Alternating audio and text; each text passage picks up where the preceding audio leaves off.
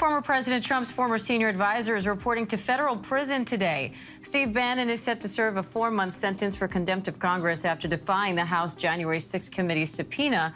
Earlier, he told reporters he's proud to go to prison. Steve Bannon's sentencing is finally here, and the judge has ruled against him to rot in jail for the next 4 months, giving all of us a break from his constant contempt of Congress and propagandizing. On the 1st of July 2024, Steve Bannon reported outside the prison in Danbury, Connecticut, where he talked to the media alongside Marjorie Taylor Greene and bragged about going to prison. I am proud to go to prison. If this is what it takes to stand up to tyranny, if this is what it takes to stand up to the Garland, corrupt, criminal DOJ, if this is what it takes to stand up to Nancy Pelosi, if this is what it takes to stand up to Joe Biden. It seems as if going to prison has become a norm for MAGA supporters or anyone who stands with Trump. What's shocking is the fact that these guys think it's something to be proud of, as if they've secured an achievement. Take a look at this clip where the surrounding MAGA fans are chanting the word traitor as Steve Bannon prepares to talk to the media.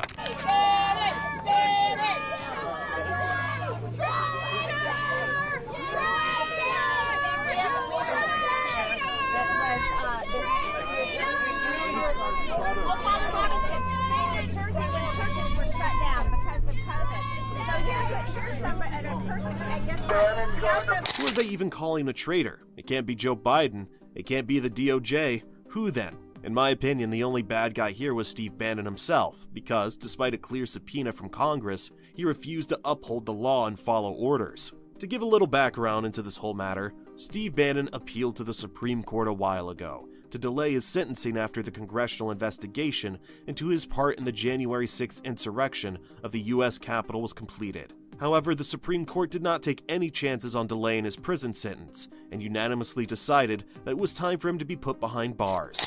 Bannon was convicted on 2 counts of contempt of Congress and sentenced to 4 months in prison in 2022. A U.S. district judge put his sentence on hold as he pursued an appeal of his conviction, which was rejected in May. The judge then ordered Bannon to report to prison by July 1st, that's today, saying there was no basis to continue to delay the sentence. Bannon will be... In the appeal, Bannon asserted that Donald Trump had executive privilege that he used and therefore the subpoena was invalid. However, the U.S. Supreme Court was not playing around and decided that upholding the rule of law was the only duty that they had. In fact, he said he would have been upset with himself if he hadn't defied the subpoena from the January 6th commission that ended up getting him in trouble in the first place. And he called himself a political prisoner despite his conviction in federal court and the failure of multiple appeals, including one just last Friday when the U.S. Supreme Court declined to intervene.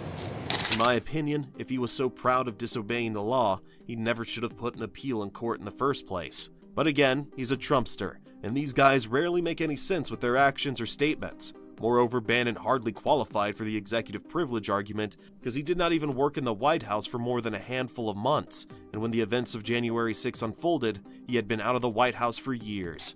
First, Bannon didn't even come close to qualifying for executive privilege because he only worked in the White House for a few months. He hadn't been in the White House for years by the time January 6 happened. Also, Trump's attorney told Costello in writing that that defense wasn't going to work because Trump was not going to invoke executive privilege for Bannon. And third, the courts have ruled that the advice of counsel defense doesn't work in contempt cases. He knew that all of the factors were against him, but he refused to accept the reality and went into an appeal, which led to more disappointment for him. In the opinion of experts in analysis, he would have been better off going to prison instead of lingering around and wasting time on an appeal that had absolutely no chance of becoming fruitful. Now that he's ultimately going to prison, it's important to understand whether this means something for the Republican Party or not. As a former key member of Trump's politics, many are asking the question of whether his going to prison would have any effect on his movement. According to Steve Bannon himself, he's a martyr who has been wronged by the system, and this sentencing would not affect the movement in any way. Well, that's how he sees it. He says that his voice is not going to be silenced just because he himself is going into federal prison. And so in that way, he seems to characterize himself a martyr. But he says, Diane, he is not a martyr because martyrs die. And the way he sees it, him and his movement are far from dead. He's not so much a martyr as much as a man who willfully ignored a subpoena and committed contempt of court. But these MAGA fans and Republicans love to brand themselves as things that they are not, hoping that the world would consider them heroes. But is Bannon really a hero? Or is he just another one of Trump's crazy goons who loves to disregard the law? Let's go into the history a bit. The conviction came all the way back in 2022 for Bannon. However, he decided to appeal the decision and not serve his 4 months because he thought it would help him somehow. His executive privilege argument was absolute trash, because he wasn't even in the White House at the time of January 6th. Hence, what we learned is that Steve Bannon is not even close to being a martyr, but just another criminal like his orange god Donald Trump.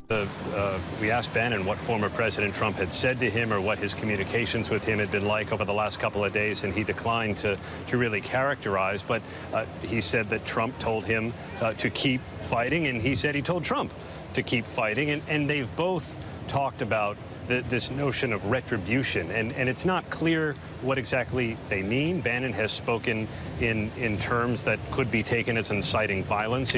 Just imagine that this guy is going to prison for a crime, and he's still so deeply brainwashed by the MAGA movement and Trump's curse that he's talking about retribution in a violence-inciting way. This is the reality of MAGA crazies, and what they wish to bring to America if their cult is not given the ultimate power.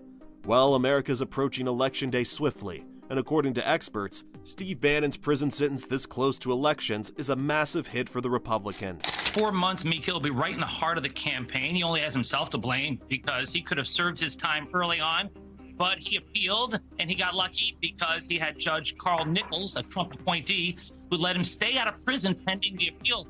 Contrast that to Peter Navarro, who you mentioned, who got Judge Amit Mehta, an Obama appointee, who sent Navarro straight to prison. Yes, this is the second person out of Trump's campaign to have gone to prison for disobeying the law. The first was Navarro, who was just coming toward the end of his sentence in federal prison, and now Steve Bannon is on his way to Danbury Correctional Facility. What's amazing is that just a week from today, on the 11th of July 2024, Donald Trump might also be going to jail for 34 felony convictions. It seems that the Republican Party is turning more into a party of inmates and felons. Let's see what Glenn Kushner thinks of this. So for those of you scoring at home, that makes 2 Trump flunkies who committed federal crimes and are now paying the piper, are serving their prison term.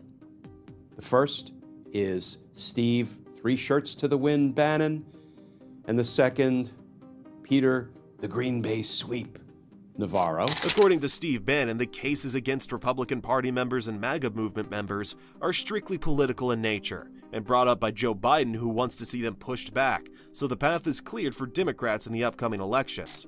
He does believe that people like Merrick Garland and Nancy Pelosi and others associated with Democrats and the Biden Justice Department ought to be accountable. Now, for what, he doesn't make clear, but the way he sees it, his federal case is political, and any federal case tied to former President Trump is the same.